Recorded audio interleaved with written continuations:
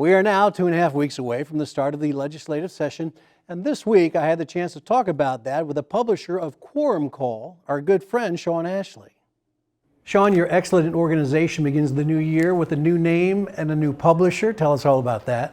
Well, in November, my boss, Linda Maxey, who co-founded eCapitol, decided to retire and asked me if I would be interested in taking over the company, renaming it, and leading it into the future. It was an opportunity I certainly couldn't resist after a number of years with the company. And so we renamed it Quorum Call to represent the fact that it's something you need, the minimum you need, in order to do business at the Oklahoma State Capitol. We're now quorumcall.online and can be found there.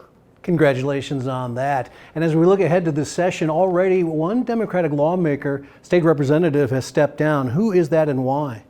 Representative Jose Cruz announced that he was resigning from the House of Representatives, and he cited an incident which took place on New Year's Eve involving inappropriate actions towards a woman. Now, what's rather interesting in this resignation is it's the second time in 2 legislative sessions that House District 89, sort of a south central Oklahoma City district, will go into that second session without a representative. In 2019, then Representative Shane Stone left to pursue other opportunities, leaving the seat vacant during 2020. District attorneys are going to be asking the legislature for more funding. What specifically are they asking for? Well, one of the things the District Attorney's Council has spoken about for a number of years in their budget hearings before the legislature is the need to increase assistant district attorneys and other staff members' salaries. They say that they're losing attorneys to other state agencies as well as the private sector. Those salaries have been held rather flat for a number of years, and each year district attorneys say they bring in new people but nearly lose more than the number that they're bringing into their offices because of those salaries. You know, there's been a lot of change at the Parole and Pardon Board, and now another change is coming. Governor Stitt has actually asked one of his appointees to step down. Governor Kevin Stitt asked Adam Luck, who had been serving as chair of the Pardon and Parole Board, to resign, according to Luck's resignation letter. Chairman Luck pointed out that he and the governor had different views regarding the death penalty.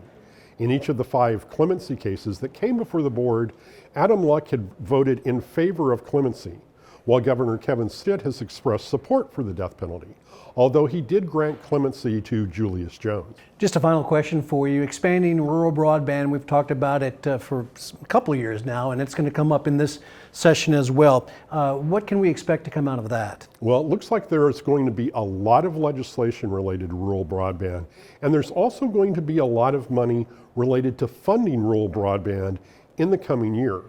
In various federal legislation, money has been set aside for rural broadband expansion.